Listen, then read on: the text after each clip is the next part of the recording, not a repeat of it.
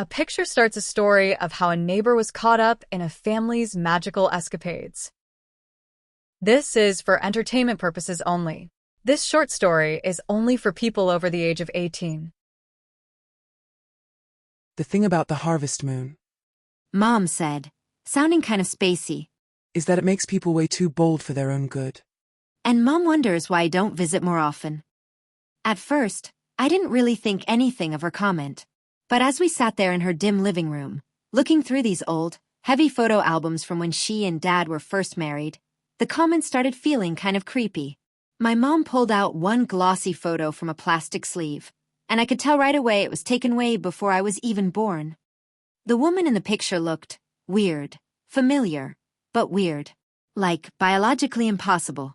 She had bleached blonde hair and cheekbones so sharp they looked like they could actually cut paper. Her body was insane.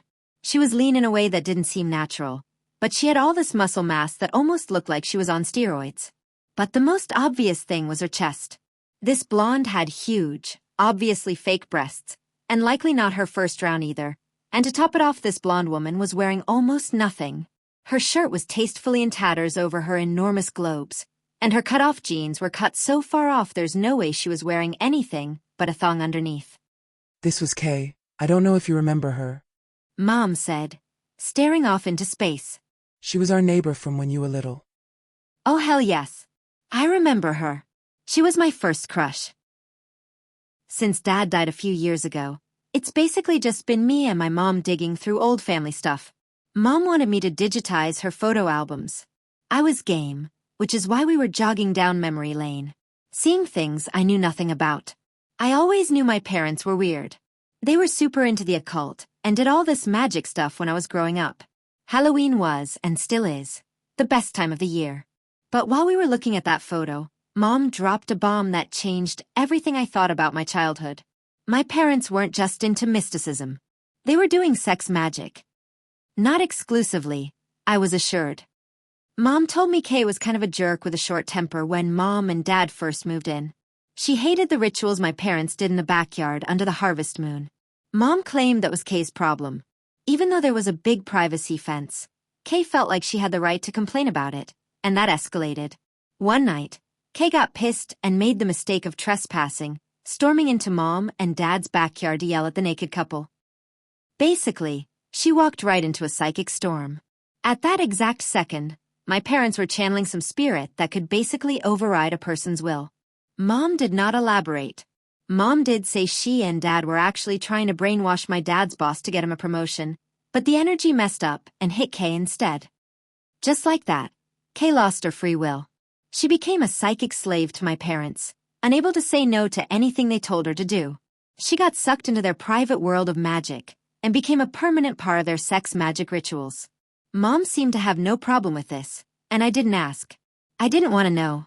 Dad was the one who decided to change Kay's body.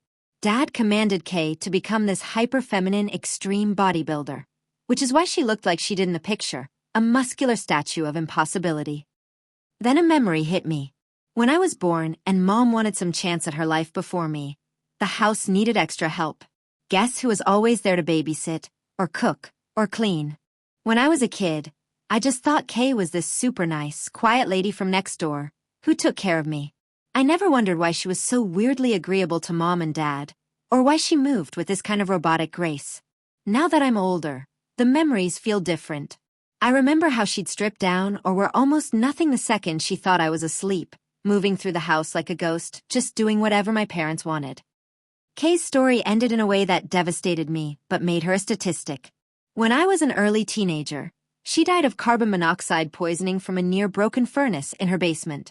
The same basement where she spent hours working out in her home gym with hundreds of pounds of weights, in order to keep the muscular body Dad wanted Kay to have.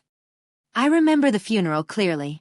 I remember feeling sad to the point where I was fighting back tears and seeing my parents openly crying next to me. At the time, I thought we were mourning a close neighbor. Now, I realize we were mourning a prisoner whose chains were invisible and whose whole life had been edited by my parents. I digitized that picture of Kay for Mom, but I kept the original. Something to remember her by that's not on my computer screen. I was looking at that photo in my kitchen when I was talking to Mom on the phone, and she wanted me to do what I did for her pictures, with her books on magic, all her magic books, including the ones about sex magic. The end. This was a work of fiction. Any similarity between people, living or dead, is purely coincidence.